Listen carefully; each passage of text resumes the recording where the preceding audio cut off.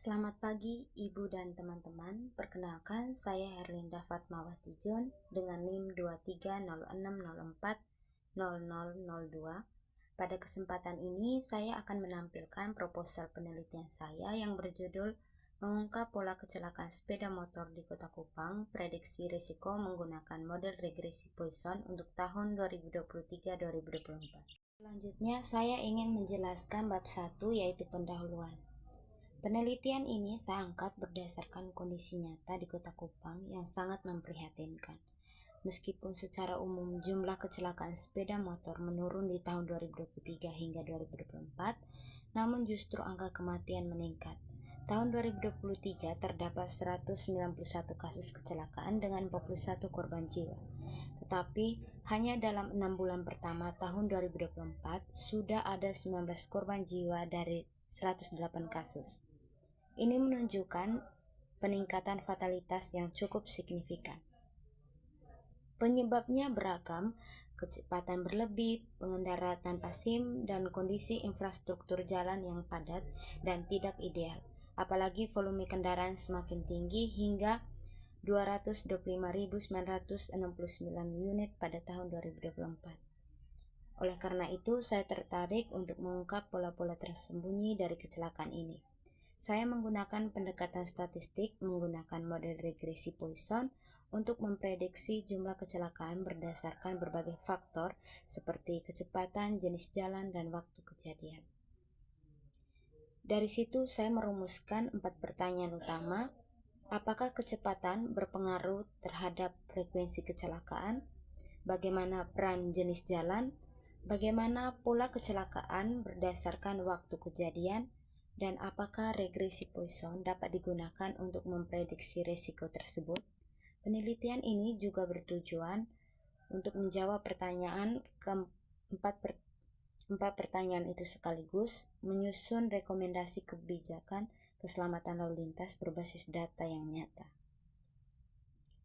Penelitian ini juga memiliki 4 manfaat utama. Yang pertama, memberikan kontribusi pada pengembangan metode statistik, khususnya regresi Poisson, untuk analisis kecelakaan. Kedua, menyediakan informasi berbasis data yang bisa digunakan pemerintah dalam merancang kebijakan keselamatan lalu lintas. Yang ketiga, meningkatkan kesadaran masyarakat tentang faktor risiko kecelakaan. Keempat, mengembangkan model prediksi kecelakaan yang dapat dimanfaatkan dalam sistem peringatan dini atau perencanaan transportasi yang lebih aman. Kedua, saya ingin menjelaskan bab 2 yaitu tinjauan pustaka. Menurut WHO dan Undang-Undang Lalu Lintas, kecelakaan lalu lintas adalah peristiwa di jalan yang melibatkan kendaraan dan pengguna jalan lain yang menyebabkan cedera atau kematian. Penyebabnya bisa menjadi 4, yaitu manusia, kendaraan, lingkungan, dan infrastruktur.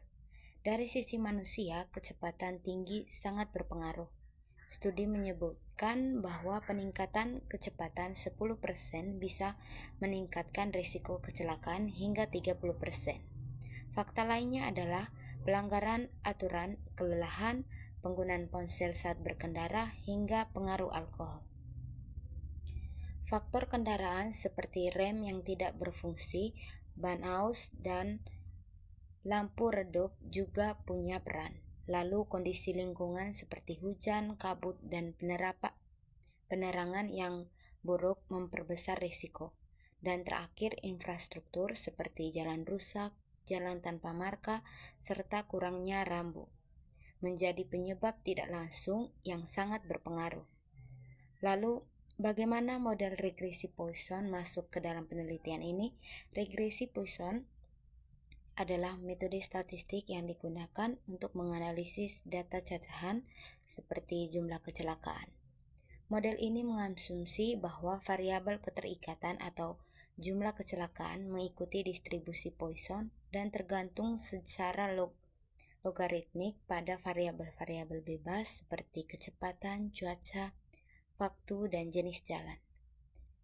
Dengan model ini, kita tidak hanya dapat mengukur pengaruh setiap faktor, tetapi juga dapat memprediksi berapa banyak kecelakaan yang mungkin terjadi pada kondisi tertentu. Itulah mengapa regresi Poisson sangat cocok digunakan dalam penelitian ini. Yang ketiga, saya ingin menjelaskan bab 3 yaitu metodologi penelitian. Penelitian ini akan dilakukan di Kota Kupang dengan data dari tahun 2023 sampai 2024. Di sini data yang digunakan itu data sekunder, yaitu dari Dinas Perhubungan, Polres Kupang, BPS, dan BMKG. Objek penelitian mencakup kasus kecelakaan sepeda motor, karakteristik pengendara, waktu kejadian, dan kondisi lingkungan. Saya juga mempertimbangkan variabel-variabel penting seperti kecepatan kendaraan, kondisi jalan, dan cuaca. Variabel dependen dalam penelitian ini adalah jumlah kecelakaan sepeda motor, sementara variabel independennya meliputi kepadatan lalu lintas, jenis dan kondisi jalan, hujan, suhu, dan kelembapan udara, waktu kejadian, karakteristik, dan pengendara. Analisis ini dilakukan dalam beberapa tahap.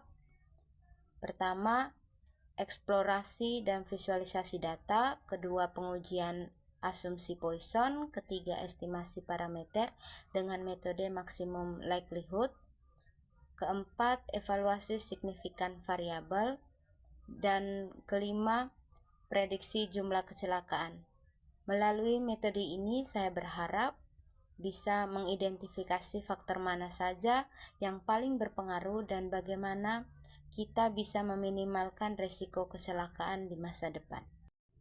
Sebagai penutup, melalui tugas metodologi penelitian ini, saya berharap dapat memberikan kontribusi nyata dalam upaya meningkatkan keselamatan lalu lintas di Kota Kupang, khususnya bagi pengendara sepeda motor.